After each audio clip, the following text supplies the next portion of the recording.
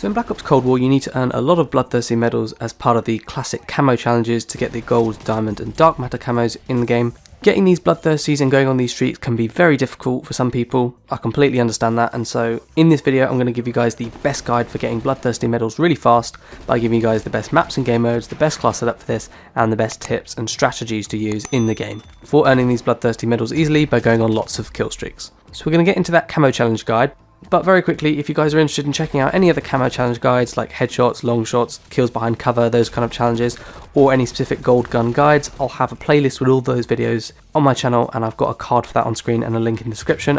I'll also have a few specific camo challenges on screen if you're interested in that, and again, links for those in the description. So if you're struggling with any other guides, make sure you go and check that out. I'm going to have timestamps in the description for this video, but I recommend sticking around until the end so you get the most out of this guide and don't miss out on any important tips. Without further ado, let's get into this Bloodthirsty medal guide. So for the classic camo Bloodthirsty medals, the challenge reads that you need to get 5 kills without dying 20 times, with all kills coming from that weapon in multiplayer. You need to do this camo challenge for every single weapon in the game except the combat knife and the launchers, which are the M79, the Sigma 2 and the RPG-7. And those you only need to get 3 kills in a life 20 times rather than 5. But for all other weapons, you need to get this 5 kill streak 20 times with that weapon in order to get this camo challenge done towards gold and diamond. Now it's worth quickly noting that because the challenge states you have to get 5 kills in a life 20 times, this means that Bloodthirsties can stack. So for example, the first 5 kills you get in a life will get you the Bloodthirsty medal, and that will count as one set of 5 kills, i.e. one 5 kill streak. But if you then go on to get another 5 kills within that life, you will then get a Merciless medal, which is 10 kills in one life, and that will count 2 points towards the challenge. So don't give up after the first 5 kills, because you may go on to get Merciless medals, Ruthless medals and so on and so forth. It's obviously much more rare, but it can happen, and that will obviously help you with the challenge. Alright, let's jump into the class setup, and then we're going to talk about the modes, the maps, and the best tips and strategies. So, for the class setup, I'm using the XM4 as an example, and I put on the Microflex LED, the suppressor for the muzzle, the 13.7-inch takedown barrel, the SAS mag clamp, and the airborne elastic wrap. Those are the attachments I've put on for this weapon. For the tactical, I've put on the stim shot, so this allows you to heal yourself if you're damaged, which can be important. And then finally, I've also put on the field mic as the field upgrade, but you could also put down an assault pack that gives you ammo or anything else like that. The field mic, if you put it down, allows you to see enemies in the area, so if you put that down, it might be useful to try and see if there's anyone nearby, so there's less chance of you dying, but like I say, you can put on the ammo or whatever you want. And then obviously ignore the lethal because it's going to take away from our kills towards the Bloodthirsty. You can't get any of the 5 kills with another weapon or another piece of equipment. It has to be all 5 kills with that weapon, so don't bother using lethals. Now I've put on the perk greed wildcard, which allows me to have 2 perks in each slot. So for the first perk category, I've put on flak jacket and tactical mask. In the second tier, I've put on scavenger and tracker.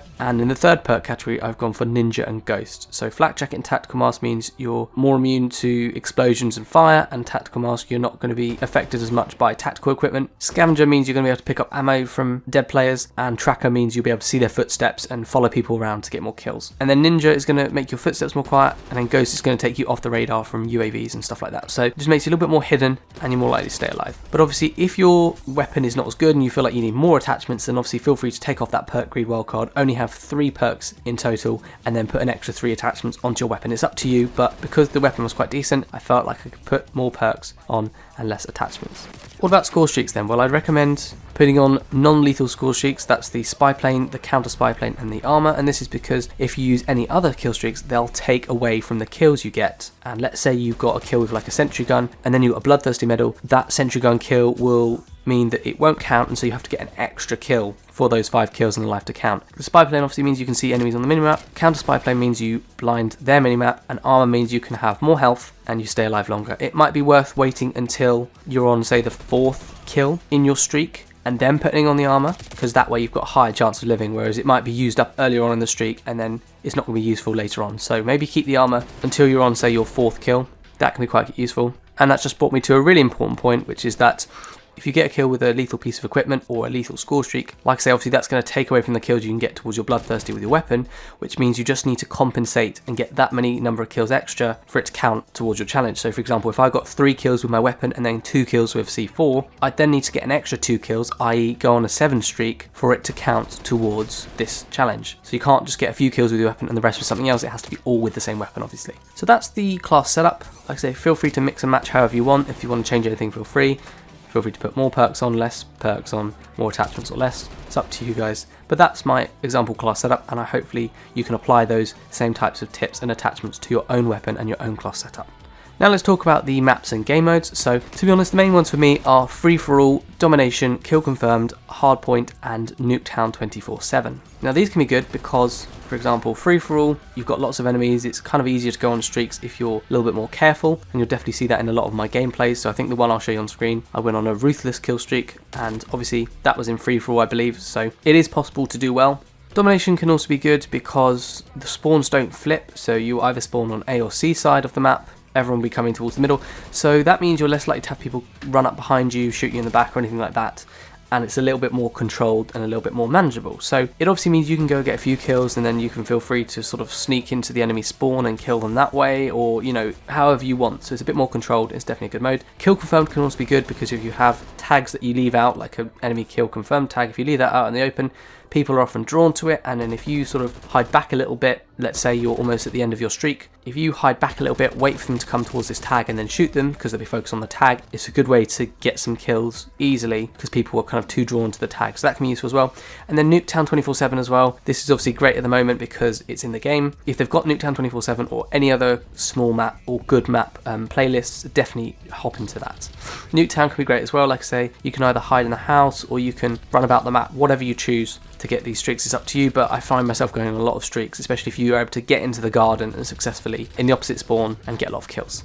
Now in terms of the maps, it doesn't matter too much, but like I say, sort of the good ones will be Nuketown obviously, but also Satellite, Miami, Garrison, Crossroads, Cartel, and Armada. It obviously doesn't mean that other maps you won't be able to get kills on them, but these are the main maps that are good for getting these Bloodthirsties and probably the main ones you'll find yourself getting them on, but you can get them on other maps as well. So now let's move on to my main tips and the main strategies to help get those Bloodthirsties a little bit easier. So first of all, you want to make sure you're not rushing around too much. You really have to sort of slow down your playstyle a little bit. If you're rushing around too much, it's going to take longer for you to aim down sight, enemies will see you, you'll be more loud, more visible, you're much more likely to die. So you need to avoid doing that if possible. It's also worth probably pre-aiming around a corner if you suspect an enemy is probably going to be there, because that way it takes less time if you need to aim down sight to kill someone and you're more likely to get the kill. So pre-aiming around corners is good. Also make sure you're reloading when it's sensible. So don't be reloading out in the open, make sure you're trying to do it behind cover where possible, and do it when there's no one around so that when there are more people around it's easier for you to stay alive. And then similarly also, if you ever need to reload cancel, make sure you know it's there. So if you're in the middle of reloading and then an enemy comes along, you think, damn, I need to shoot them, but they're there. If you just double tap the swap weapon button, which is triangle on PlayStation or Y on Xbox, if you double tap that, you'll cancel your character from reloading and you'll stick with however many bullets were in your gun. So if you've got some bullets left in your gun, you can then shoot them and then go on to reload if you win the gunfight, rather than trying to desperately reload and then finding you're going to die because you were in the process of reloading rather than actually going to kill them. So definitely be aware that that's an important tip that can be used, and make sure as well that you're paying attention to your field mic, your UAV and footstep noises and any other noises or any piece of information in the environment. So these will help you to know where enemies are, if they're getting too close to you, where they are, where you might need to go to get kills. So it's very important to pay attention to that, but not overly focus on it so that you get distracted. But definitely it's worth keeping in mind that if you pay attention to those things, it will help you stay alive longer for sure.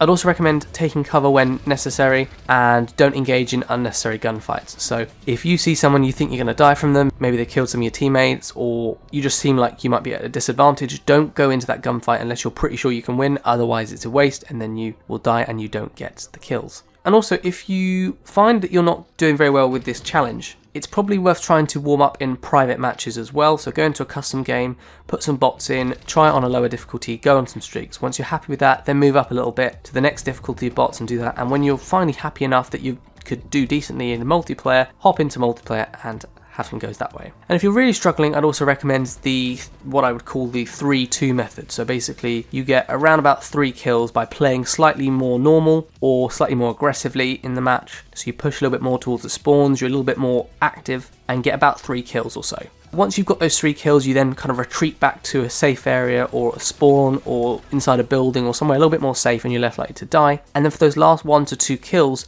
be a little bit more stealthy, a little bit more campy if you're really struggling. And that way, you've got most of the kills, you just need to get those last few kills, and if you're a little bit more defensive, you can get it more easily rather than rushing around the map to get all 5 and finding you keep dying at number 4, because I know that's an incredibly annoying point that a lot of people find, and it happens so much, so this can be a helpful way to kind of get them a little bit easier. I'd recommend definitely trying not to focus on the challenge too much for sure, and try to stay more relaxed about the challenge. It's so easy to get stressed out about it, and there's kind of no need really. The good thing about this challenge is they kind of put it near the start of the camo challenges, rather than in previous games they've had it towards the end as one of the last ones, and then they say, okay, you've done everything else, you may have got 100 Bloodthirsties that don't count, but now go for 5 more, and it becomes the bane of your life. Whereas now, they put it at the start, and even though it's more, it's 20, so it's 4 times more, you're more likely to earn them naturally while you're trying to go for other challenges like headshots, long shots, that kind of thing, and you're less likely to need to focus on it straight away. So try to stay more relaxed about it, and also I'd recommend if you're really struggling, stop going for this challenge and focus on other challenges temporarily and then come back to it, because you probably will have earned some other Bloodthirsties naturally, or you might have even finished it. But I definitely recommend, because this is one of the ones at the start and it's kind of difficult, I would highly recommend leaving this challenge until the very end, when it's the last one you need to go for, you've done pretty much everything else, and then now you just need to do this one to get gold and diamond camo, because I guarantee you,